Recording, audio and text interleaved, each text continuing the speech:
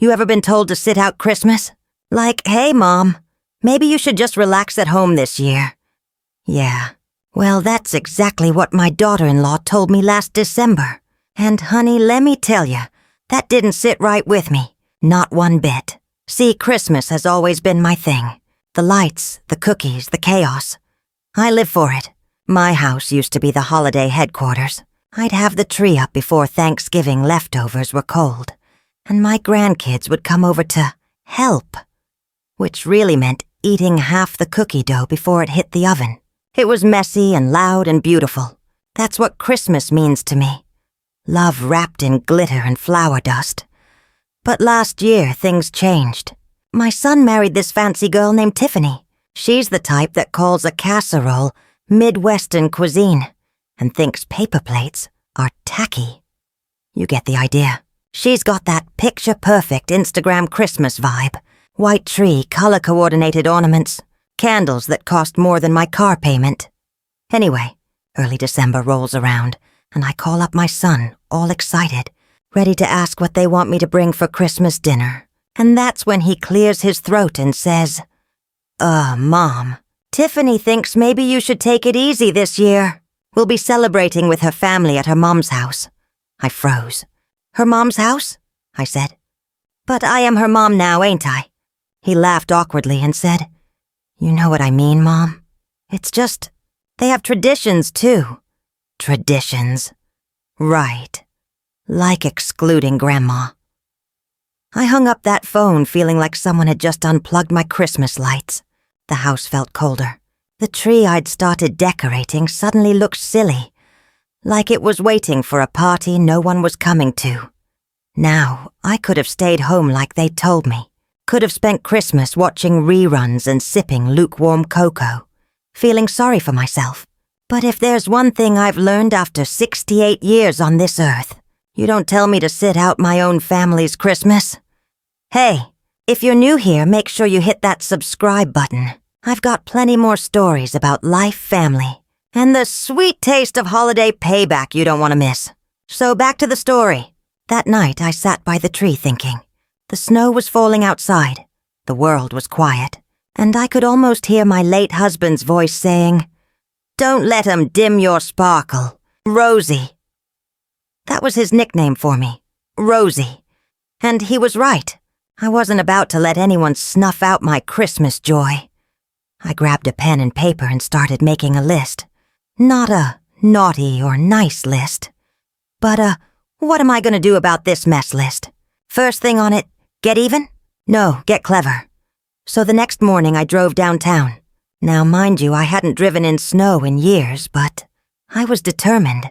I stopped by a little thrift shop that was selling all kinds of old-school Christmas decor. You know the type. Big plastic Santas, tinsel garlands that could blind you, those ceramic light-up trees from the 70s. I bought it all. The cashier looked at me like I was planning a Christmas invasion, and you know what? Maybe I was. Then I swung by the bakery, the same one that made my husband's favorite sugar cookies, and ordered 3 dozen. The owner smiled and said, Planning a party? I winked and said, Something like that. By Christmas Eve morning, my little plan was in motion. I packed up the trunk of my car with boxes of decorations, cookies, and, get this, one of those inflatable Santas that waves his arm. I even tied a red ribbon around my car antenna for good measure. Now, Tiffany's mom lives across town, in one of those picture-perfect suburbs where every house looks like it came out of a Hallmark movie. As I pulled up, I could see their driveway was full. My son's car, Tiffany's SUV, a few others. I parked down the block, took a deep breath, and said, All right, Rosie, time to make an entrance. I wasn't just showing up empty-handed either. Nope, I brought gifts. Not fancy ones, but the kind that meant something. I'd spent all week making personalized stockings for everyone, even Tiffany's little chihuahua. I figured if I was crashing their Christmas, I might as well do it with style. I walked up to that front door, snow crunching under my boots, heart pounding like a drum solo. I could hear laughter inside, smell roasted turkey, and hear Mariah Carey faintly in the background. And for a second, I almost turned back. I thought, maybe I should leave them alone. Maybe I am being ridiculous. But then I heard my grandson giggle. That sweet little laugh that melts my heart every time. And that's when I thought, no way I'm missing this. So I rang the doorbell. When Tiffany opened it, you'd have thought she'd seen a ghost. "Oh, Mrs. Miller, we didn't think you were coming." I smiled. "Well, you didn't invite me, sweetheart. But Santa doesn't need an invitation." She blinked, speechless, as I squeezed past her and stepped into the warm glow of their living room. Everyone went quiet, my son, the kids, even Tiffany's mom, who was holding a plate of gingerbread cookies like she might use it as a shield. I looked around, soaking it in. The perfect tree, the twinkling lights, the smell of cinnamon candles. It was nice, but it was missing something. Warmth, messy love, real Christmas spirit. My son stammered, Mom, we didn't expect." I cut him off with a grin. "Well, honey, you should have. You know I never miss Christmas." Then I reached into my bag and started handing out stockings. The kids squealed. Tiffany's chihuahua barked. And for the first time, the room actually felt alive. And as I handed Tiffany her stocking, I looked her right in the eye and said, "Now, sweetheart, I know you like things a certain way, but Christmas ain't about perfection. It's about connection." She didn't know what to say, but she smiled. A real one, not the polite kind. And that's when I knew I'd done the right thing. Little did I know, though, that sleigh full of surprises I brought? Oh, it had one more twist waiting to unfold before the night was over. So there I was, standing in Tiffany's mama's fancy living room, holding my Santa bag like I'd just come down the chimney myself. The kids were buzzing around me like I was the real deal. And honestly, I was eating up every second of it. Tiffany looked nervous, like she was torn between kicking me out and offering me cocoa. My son, bless his confused heart, just stood there rubbing the back of his neck, whispering, "Mom, maybe you should have called first." I chuckled. "If I'd called, you would have said no, so I figured I'd skip the formalities." Now, Tiffany's mom, Mrs. Devereaux, was a real piece of work.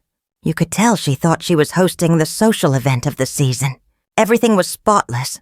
The food was arranged like an art exhibit, and her hair hadn't moved an inch since 1982.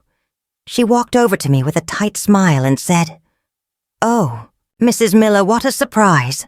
I flashed my best church lady grin. "Well, the Lord said to spread joy, didn't he? Consider me the delivery truck." The room went quiet for a second, and I swear, you could have heard a jingle bell drop. Then my grandson, little Benny, ran up and hugged me tight around the knees. "Grandma, you came! You really came!" And just like that, the ice cracked. Everyone smiled, even Tiffany. For a moment, it felt like old times. Laughter, warmth, the sound of wrapping paper tearing. I passed out the cookies I'd brought, and soon the whole place smelled like cinnamon, butter, and nostalgia. But then, of course, something had to go sideways. It always does. While everyone was munching and mingling, I noticed Tiffany on her phone. Her voice was low, but I caught enough to know she was talking about me. "Yes, Mom, I didn't invite her. I don't know how she even found the address." I raised an eyebrow. "Oh, I found it all right," I thought. "Google's free, sweetheart." Now, I could have made a scene, but I decided to play it smart. You don't get to be my age without learning a thing or two about social chess. So instead, I went for the win, the Christmas comeback. I picked up a tray of cookies and started offering them around. "Fresh from Rose's Bakery downtown," I said. "They're the same kind my husband used to love." Everyone took one, even Tiffany's mom. She looked at me, her eyes softening just a little. "These are wonderful," she said. "You must have baked them yourself," I smiled sweetly. "No, ma'am, but I picked them myself, and that counts for something." That's when I noticed the kids peeking at the big box I'd brought in. "What's in there, Grandma?" Benny asked, eyes wide. "Oh, this?" I said, patting the box. Just a little something to make this party really sparkle. I plugged it in and wham! Out popped a 6-foot inflatable Santa, waving like he'd had too much eggnog. The kids screamed with laughter. But Tiffany gasped like I'd just unleashed a wild animal in her pristine living room. "Grandma! He's huge!" Benny yelled, jumping up and down. I laughed so hard I almost cried. "Well, you said you wanted Santa to come to town, didn't you?" Tiffany's mom looked like she might faint, but the laughter was contagious. Even my son cracked up. And for a moment, that house, that stiff, polished house, felt alive with real joy. But Tiffany wasn't done. She came over trying to whisper without smiling. "Mrs. Miller, this is, a bit much." I leaned in, still grinning. "Honey, Christmas is a bit much. That's the fun of it." She sighed, then said something that stuck with me. I just wanted things to be perfect. And for the first time, I saw it. She wasn't being cruel. She was scared. Scared of judgment, scared of not measuring up, scared of chaos. The same way I was scared of being forgotten. So instead of clapping back, I softened. "Sweetheart," I said gently. "Perfect ain't a Christmas tree that matches the couch. It's when the people in the room actually feel loved." She looked down, blinking fast. I could tell she didn't expect that. Maybe no one had ever told her that before. Meanwhile, the kids were tugging at my sleeve, begging me to tell one of my famous Christmas stories.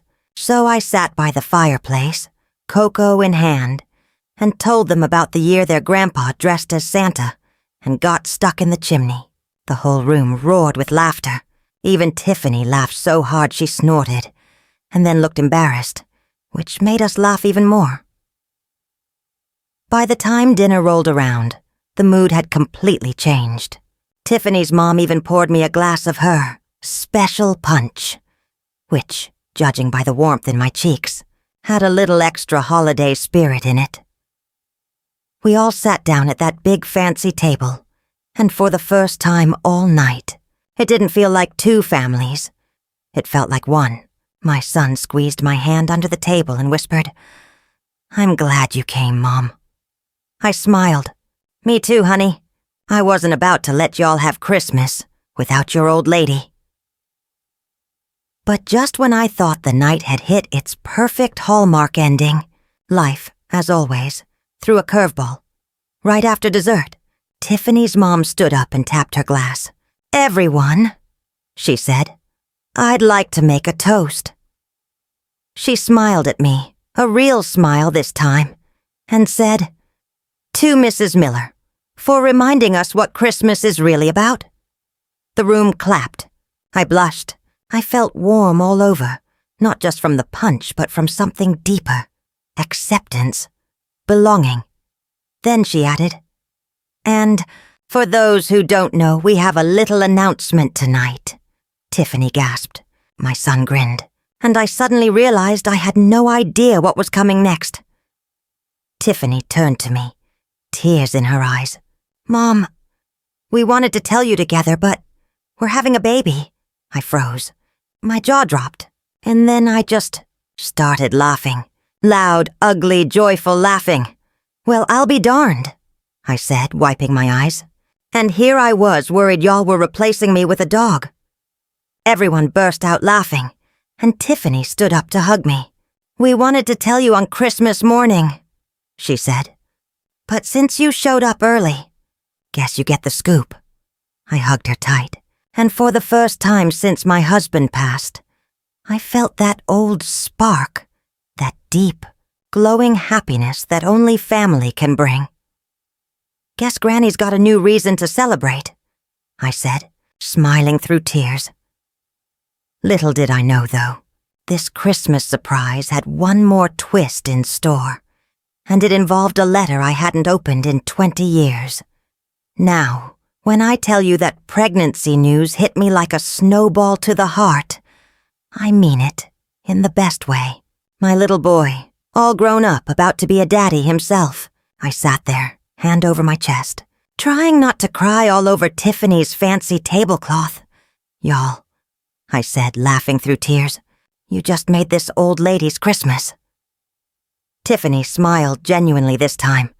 We wanted to wait till morning, but I guess Christmas came early.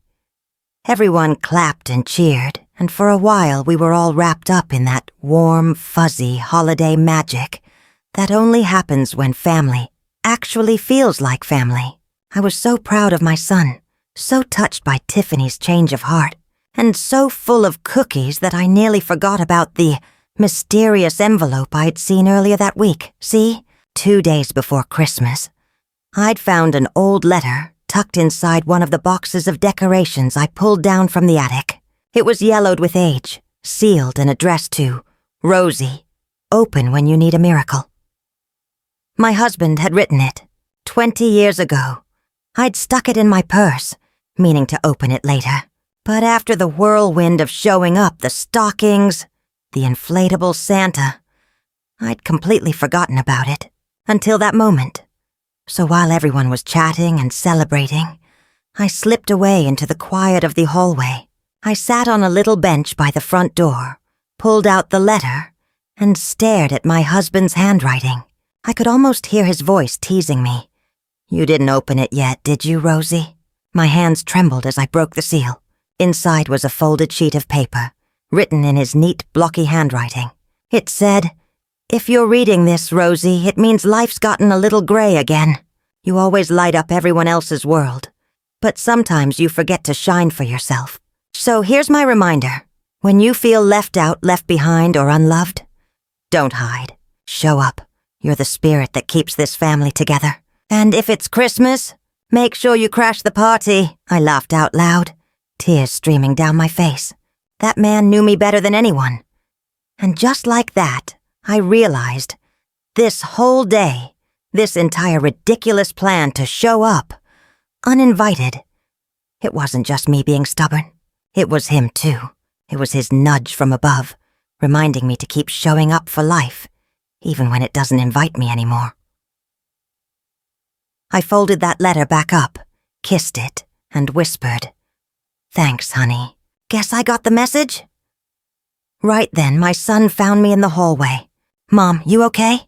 I smiled, wiping my cheeks. "I'm perfect, sweetheart. Just reading something from your dad." He grinned. "You brought him here today, didn't you?" "Maybe I did," I said softly. "You know he never missed a Christmas either." He nodded, eyes misty. Then he put his arm around me and said, "Come on, Grandma-to-be.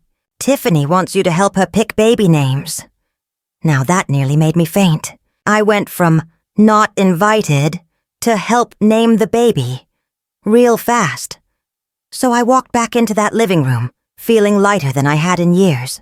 Tiffany handed me a little notebook and said, "I've been making a list, but we want your input." I smirked. "Oh, you sure you want my input?" "I've got opinions, honey," she laughed. "That's why we want it." We sat there for nearly an hour throwing around names.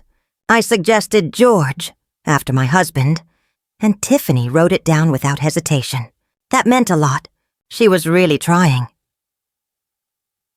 The kids started getting sleepy, curling up by the fire, and for a second, I wished time would just freeze. Everything felt right. Then, just as I was thinking that, the front door flew open. Bam! And a gust of cold air whooshed in. Everyone jumped. Standing in the doorway was a delivery guy holding a big red box wrapped with gold ribbon.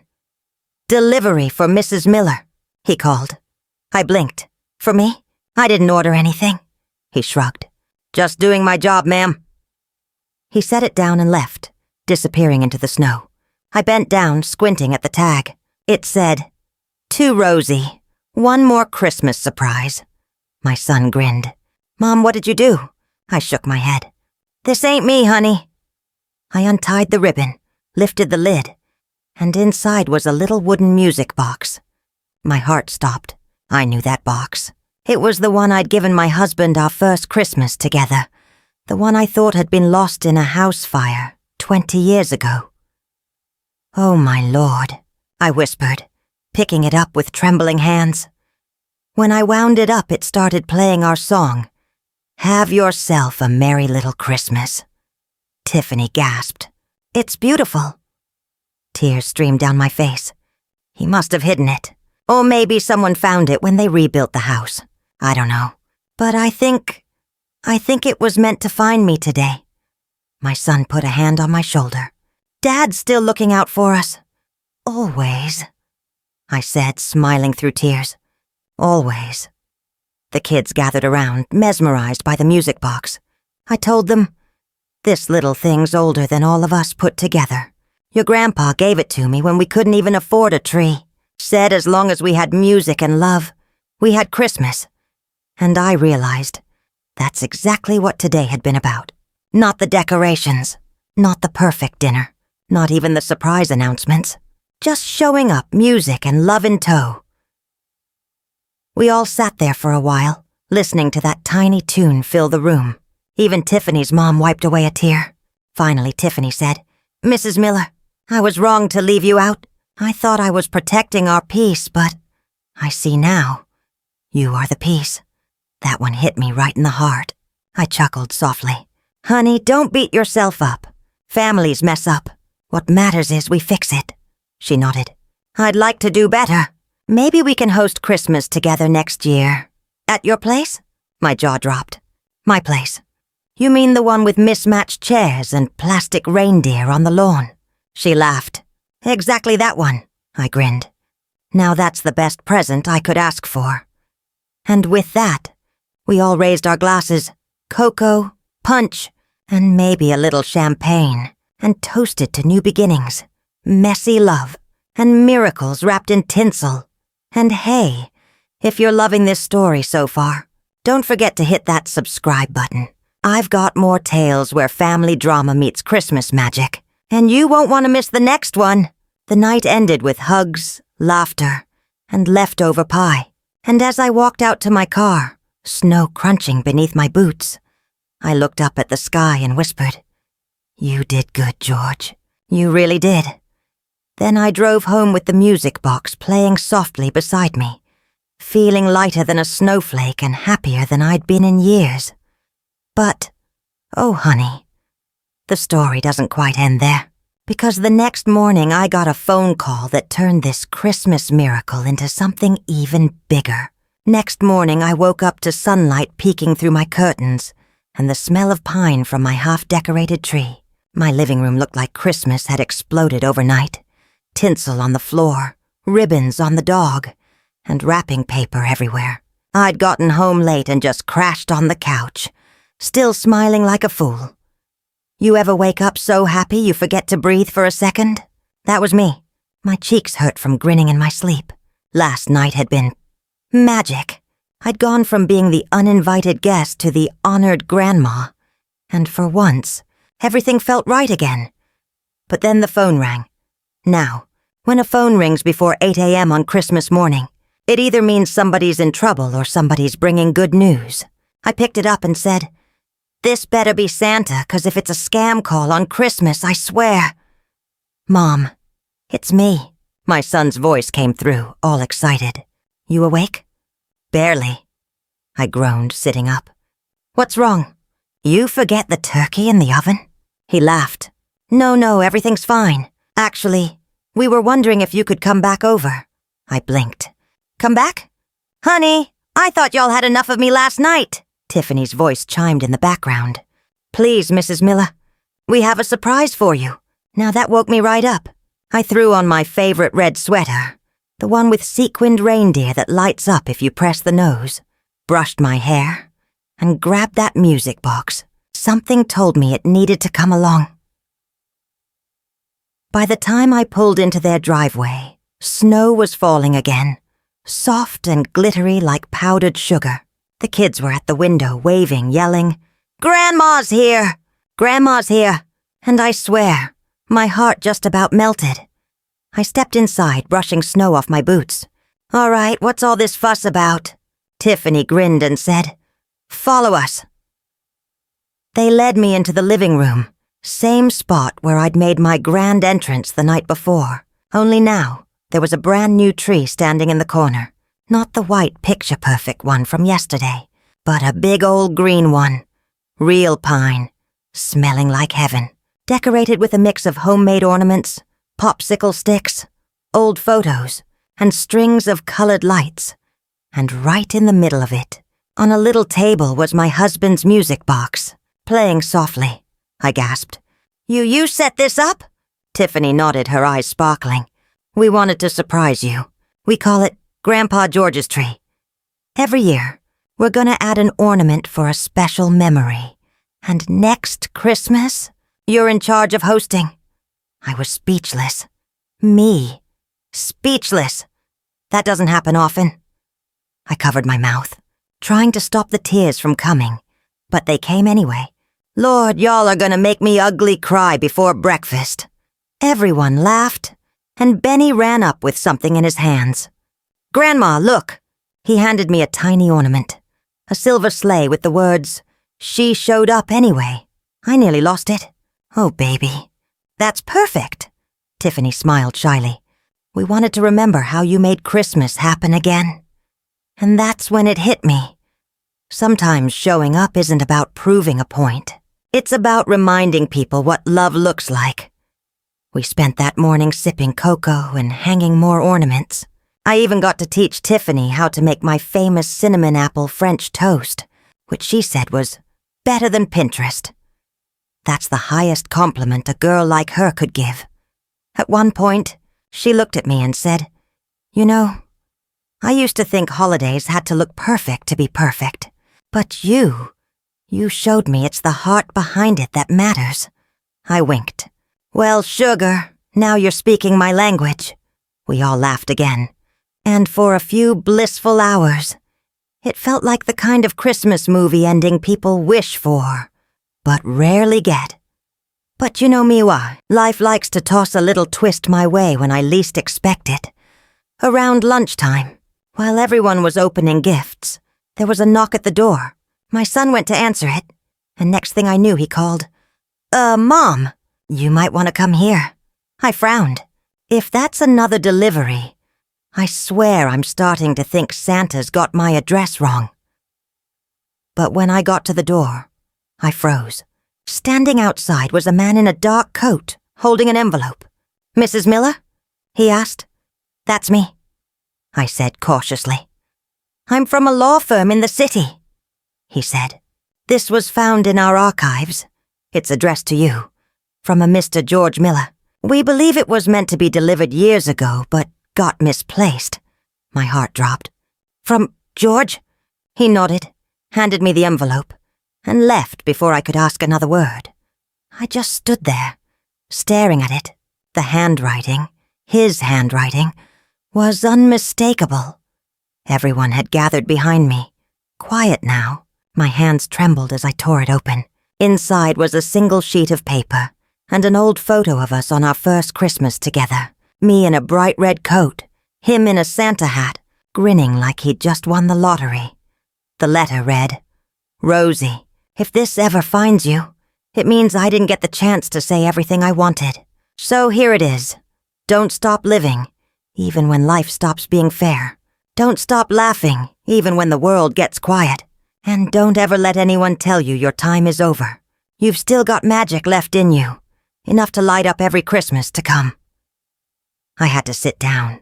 My knees gave out. Tiffany was already there with tissues. Bless her. "Guess your grandpa wanted to make sure I didn't forget how to shine," I said, smiling through tears. My son put his arm around me. "He's still taking care of you, Mom. Still reminding you to show up," I nodded. "And I will. Every Christmas, every birthday, every baby shower. I'll be there. Sleigh and all," the kids cheered. Tiffany laughed through her tears. And me, I just felt peace. The kind that fills every crack you didn't even know was still broken. Later that evening, when everyone had gone home for naps and leftovers, I sat by that new tree, our family tree, and wound up the music box again. The tune played softly, wrapping around me like a hug from heaven. I whispered, "You were right, George. I still got a little sparkle left." And just like that, I swear the lights on that tree flickered, like he was agreeing. You know that feeling when your heart's so full it's almost too much? That was me for the rest of Christmas Day. Every time I thought I was done crying, another happy tear snuck out. I hadn't felt that kind of peace in years. Not since before George passed. After everyone left, I sat in my recliner with a cup of cocoa and a splash of Bailey's Don't Judge, and stared at that tree. The music box sat right underneath it, playing faintly, and the sleigh ornament Benny gave me twinkled every time the lights blinked. I thought about how close I came to spending Christmas alone. If I'd listened to Tiffany and sat this one out, I'd have missed everything. The laughter, the reconciliation, the letter, the baby news, all of it. And that's when it really hit me. Sometimes you gotta show up for life even when life forgets to invite you. Anyway, the next few days were pure bliss. Tiffany called me every morning, asking for recipes and baby tips. My son even came by to fix my broken porch light without me asking. Miracles everywhere. I was practically floating around the house, singing Jingle Bell Rock, like I was in some kind of musical. Then came New Year's Eve. Now, normally I spend that night in my robe, watching the ball drop with a bowl of popcorn and my old slippers. But not this time. Nope. My family decided to flip the script. Tiffany called and said, "Mrs. Miller, we're having a little get-together tonight. You have to come." I raised an eyebrow, half suspecting a trick. "Are you sure, honey? You remember what happened last time y'all invited me anywhere?" She laughed. "Yes, and that's exactly why we want you here. You make things fun. Well, who could say no to that?" So I threw on my sparkliest top, the one covered in silver sequins that catches every bit of light like a disco ball, and headed out. When I got there, the house was buzzing again. Laughter, music, that cozy smell of good food. It felt like Christmas Part 2. Tiffany ran up and hugged me. "You're just in time." We were about to start a game. Now, I'm no stranger to party games, but this one was called Truth or Treasure. Basically, everyone wrote a truth about something good that happened to them this year and put it in a box. Then we took turns reading one aloud and guessing whose it was. I pulled the first slip of paper. I learned that family isn't about blood. It's about who shows up. I read it out loud, my voice cracking just a little. Everyone went quiet.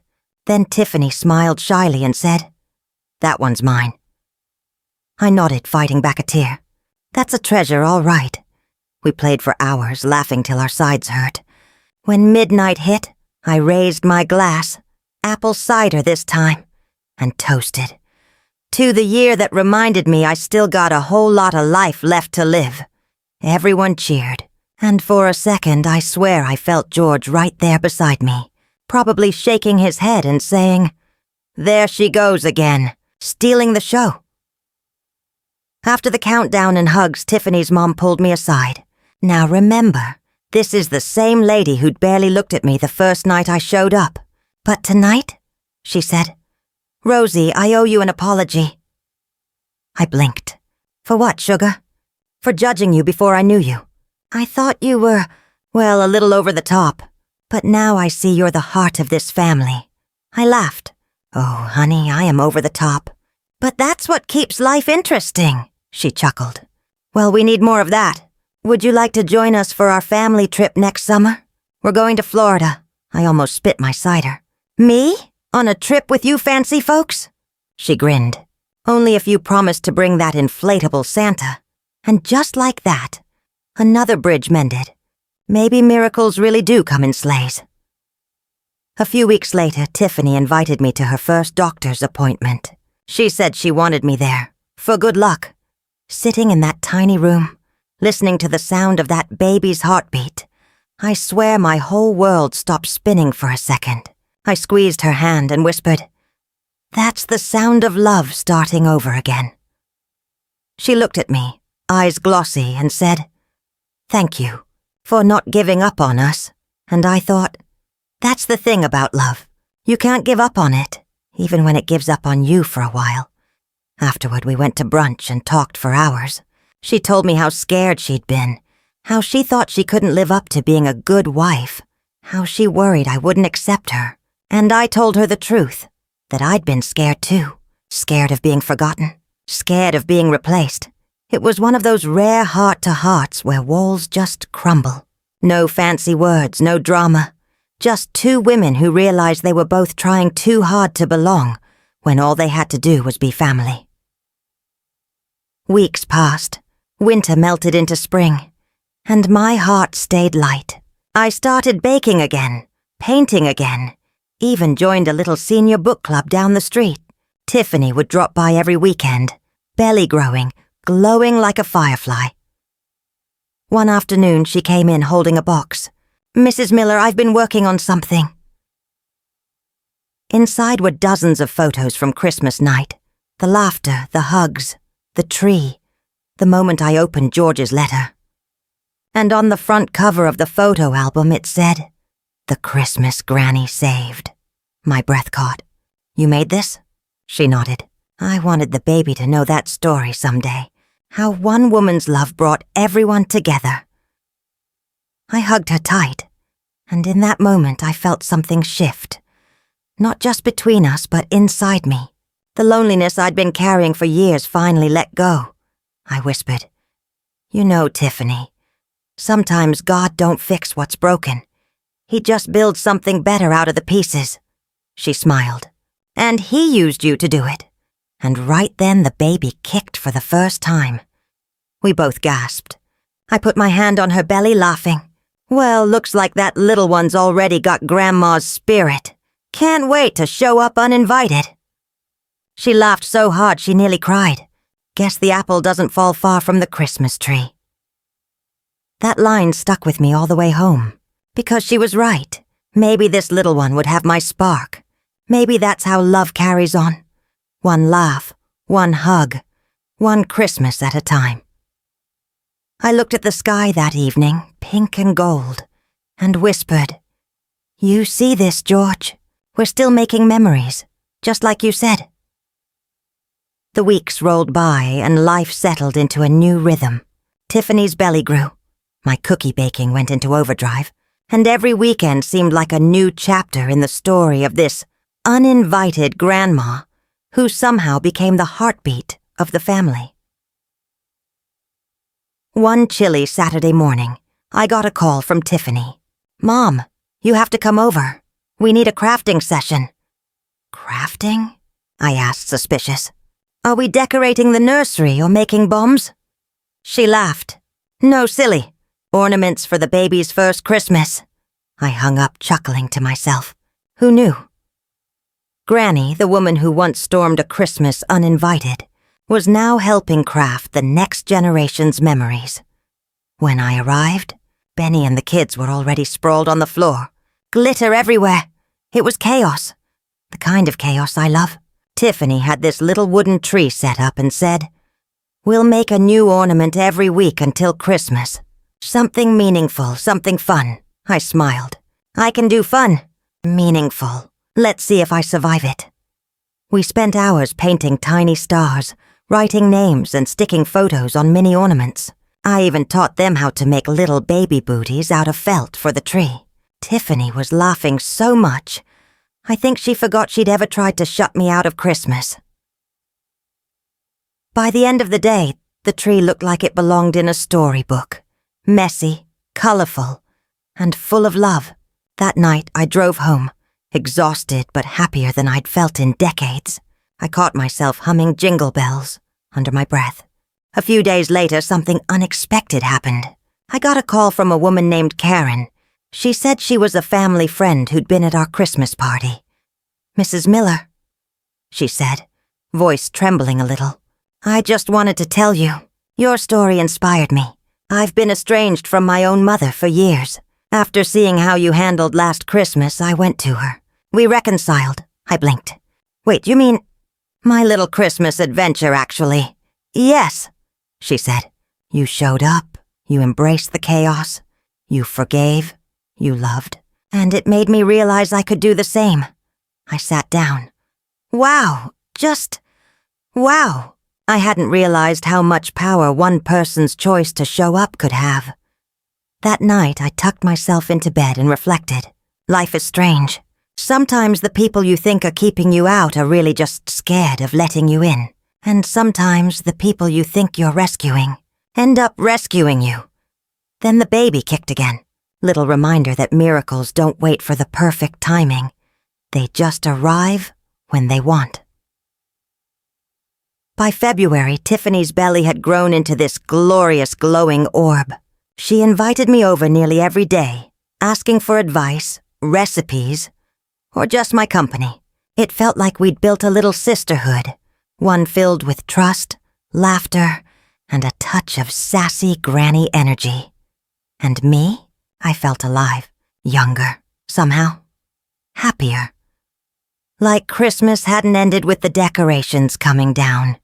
It had just started.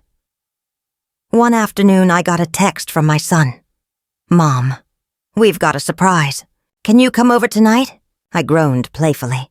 "Another unplanned adventure, huh? You'll see. Bring the music box." By evening, I was there, and Tiffany had set up this little corner of the living room. The kids were buzzing with excitement, whispering to each other, and in the center a small crib sat, ready for the baby, all white and soft. Then my son handed me an envelope. "Open it," he said. Inside was a tiny onesie with sparkling letters. Grandma's Christmas Miracle. I laughed so hard I nearly fell over. "Oh, you did not," Tiffany giggled. "We wanted the baby to feel your spirit from the very start." I hugged them both, tears streaming. "Well, sugar, I don't know if anyone else's grandma is this extra, but your kid hit the jackpot."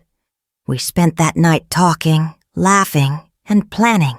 I shared stories of my own childhood Christmases, my husband's antics, and yes, even the time I first crashed Tiffany's family's party. We laughed until our sides hurt. And then, just when I thought the night was perfect, the doorbell rang again. I groaned. "Who is it this time? Another gift delivery? Santa's lost or something?"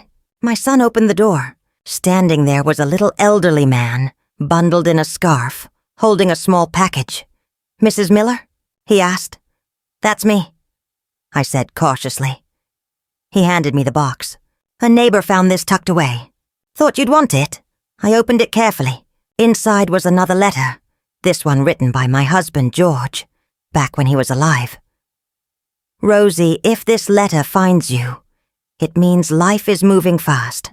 Keep laughing, keep loving, keep showing up. You're stronger than you think, and your light is contagious. Merry Christmas!" I laughed and cried at the same time. That man knew how to keep me humble. Tiffany came over, wrapping her arm around me. "See? He's still watching out for you." I smiled. "I know, sugar. I know. From that day on, Christmas wasn't just a holiday. It was a reminder that family is messy, love is loud, and sometimes you have to crash the party to make everything right. And I wasn't done yet, not by a long shot, because this Christmas miracle, the letters, the kids, the new life growing, was just the beginning. I had a feeling that next year, the adventure would be even bigger, and I was ready to show up, every single time. The months that followed flew by like a sleigh in a snowstorm. Spring came, then summer, and with each season the family grew closer. Tiffany's belly blossomed. My grandkids were learning all kinds of granny hacks, like sneaking extra marshmallows into cocoa, and I had officially been crowned the family's Christmas chief. I even had a little sash to prove it. One day in August, Tiffany called me in a panic. "Mom, I can't decide on a baby name. I've been pacing all morning." I laughed so hard I almost spilled my tea. "Honey, calm down. This ain't brain surgery. You want my advice? You're gonna get it whether you like it or not." We spent that afternoon arguing and laughing over names. Some ridiculous, some sweet, and a few that made me raise my eyebrows so high I thought my wig might fly off. Benny chimed in with suggestions too, mostly superheroes and cartoon characters, and we all laughed till we cried. It was then I realized something magical. This wasn't just about Christmas or the holidays anymore. It was about life. Life with laughter, life with chaos, life with the kind of messy, loud, unfiltered love that George and I had always cherished. Finally, in September, Tiffany went into labor. I got the call, the kind you pray for, that it was happening, and I was first in the car, music box in the passenger seat, ready to rush to the hospital. By the time I arrived, Tiffany was tired but smiling. My son looked a little pale, but I didn't even notice. My focus was on the new little life about to enter the world. Nurses bustled around, machines beeped, and I stood there holding Tiffany's hand, whispering encouragement, telling her how strong she was. Hours later, baby's first cry pierced the room. I swear it sounded like angels singing. "She's here," the nurse announced. I bent down, tears welling, and whispered, "Hello, little miracle. Welcome to the family," Tiffany laughed, exhausted. "Mom, she's perfect," I smiled. "She's got spirit already. I can tell, and I wasn't wrong. That baby girl was feisty from the start. Tiny fists, scrunched up face, already making her presence known. I held her close, feeling the warmth of life and love flowing through me. Over the next few weeks, I spent every free moment at their house, baking, teaching, storytelling, and yes, spoiling that baby rotten. Every time she kicked, I'd say, "That's my little Christmas miracle in training." When Christmas rolled around again, the house was bursting with decorations. But this year, it wasn't just about me showing up. It was about all of us.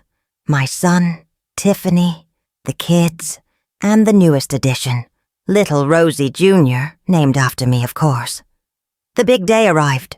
I stood in the doorway, glancing around at the chaos of wrapping paper, lights, and laughter. Benny ran up to me. "Grandma, Rosie Jr. is crawling," I laughed, scooping up the baby. "Oh, sugar, you're going to be running this show before long." We gathered around the tree, passed around gifts, and told stories late into the night. I shared the letter George wrote all those years ago, and we talked about how love, laughter, and showing up can change everything. Tiffany came over holding my hand. "Mom, I just want to say thank you for everything, for not giving up, for loving us, for showing me what family really means." I squeezed her hand. "Honey, I didn't do anything I wouldn't have wanted George to do. Family's about showing up. Messy, loud, imperfect. That's the magic." The baby cooed in my arms and I smiled. And now, our magic continues. Later, we all stepped outside to watch fireworks someone had set off in the neighborhood. The sky exploded in colors, reflecting in the children's wide eyes. Benny hugged me tight. "Grandma, this is the best Christmas ever." I laughed, ruffling his hair. "Well, sugar, it's not even Christmas yet, but we're getting close." The night ended with hugs, stories, and promises to keep showing up for each other, no matter what. I walked home, my heart so full it felt like it might burst. I thought of George, of the letters, of the journey from being uninvited to the heartbeat of the family. And that's when I realized the most important lesson of all. Life is gonna throw you surprises. Sometimes they're big, sometimes they're messy, and sometimes they come in the form of letters from long-gone loved ones. But the real magic? The real power? It's in how you show up, even when people think you're too late, even when they try to keep you out, even when it seems like the party's over. Because love, real love, never sits on the sidelines. It crashes through doors, sings through chaos, laughs at perfection, and always finds a way to light up the room.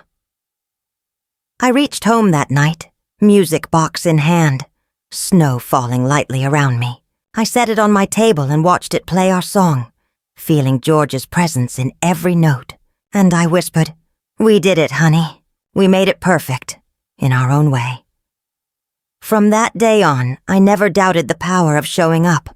I never doubted that one sassy, determined grandma can change the course of a family's holiday. I never doubted that laughter, love, and a little Christmas chaos can create memories that last a lifetime. And now, each year when I decorate the tree, I don't just think about ornaments or presents.